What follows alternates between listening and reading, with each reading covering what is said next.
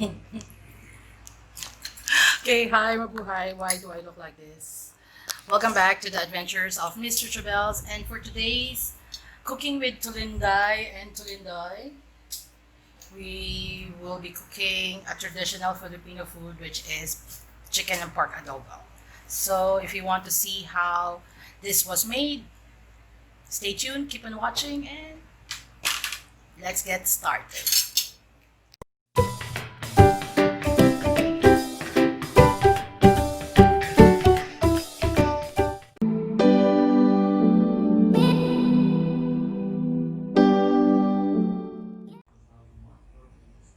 Okay, to start off, you have to choose your meat. Whether you want the pork liempo and chicken, or you can just do this with pork. You can also just do this with chicken.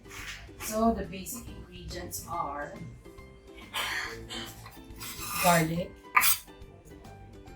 Should be all in the pan. Then red chilies if you want it to be a little bit spicy. Vinegar, which is I'm using apple cider vinegar, so around a cup. Okay. Then soy sauce, for a half a cup. It depends on you how spicy you want it.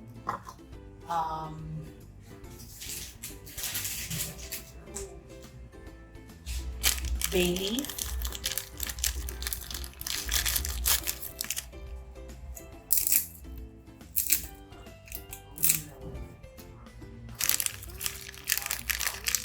So this is a very basic Filipino recipe, just one pot if you want to. And then black peppercorns. Oops.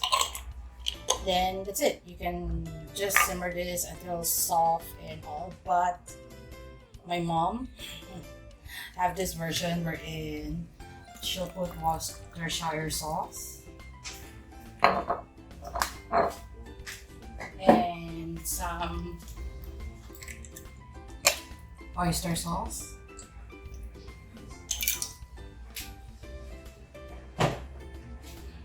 Then switch on your fire and let it cook medium high, and let it cook for I think 15-20 minutes. Don't stir it first, just leave it. Then let it cook for 15-20 minutes. And then we're going to fry it. And then if you're like me that usually forgets about the time, so I recommend that you use a timer, set it at 15 minutes. And then when it's up, it would make a sound, and then you can go back to your item that you're cooking. Okay, so after 15 minutes, this is how it looks like. And we're going to prepare now to fry it.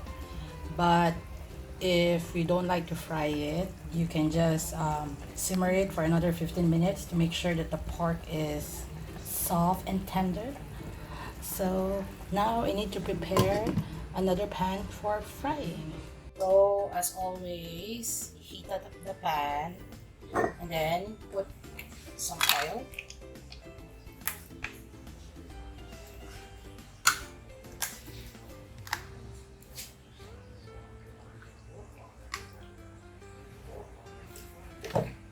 Then just wait for it to be hot and then we'll fry. So the oil is already hot. Happy prito. I've already taken out the meat to be strained. Now we have Mr. De La Cruz to actually fry it because I'm scared. You can actually skip this step, but I find it more savory and nice if you fry the meat.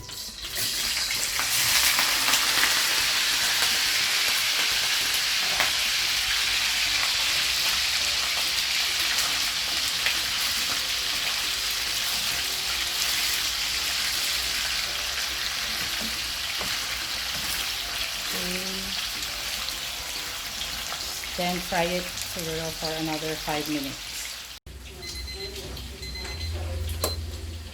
So 5 minutes it's up.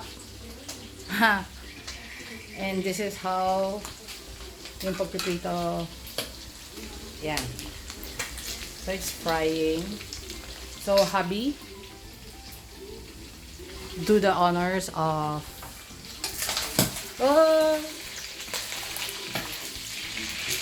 you know, I did try not frying the meat when I cook adobo. It doesn't taste as good. So yeah, so even though I don't like this part, lucky I have Mr. Hubbiness to do this. And then make sure that you turn it. Nice. See, it's nice. So, another 5 minutes. Okay, so for another 5 minutes, it looks like this, golden brown. So since you still have a lot of oil, hubby will remove some of the oil.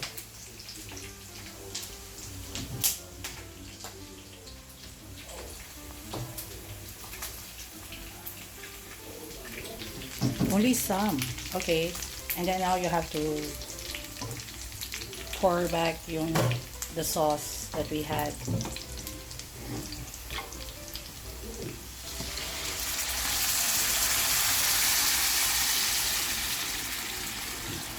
Yay! Then let it simmer.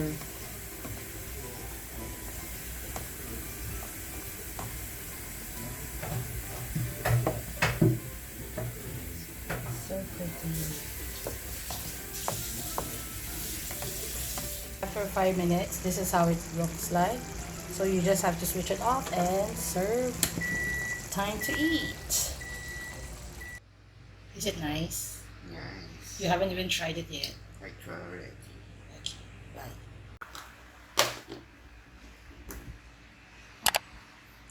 Okay, let's eat. Remember to subscribe to Miss Chuchubells. Bye. And don't forget to be kind, to be courageous, kind, and a blessing to everyone.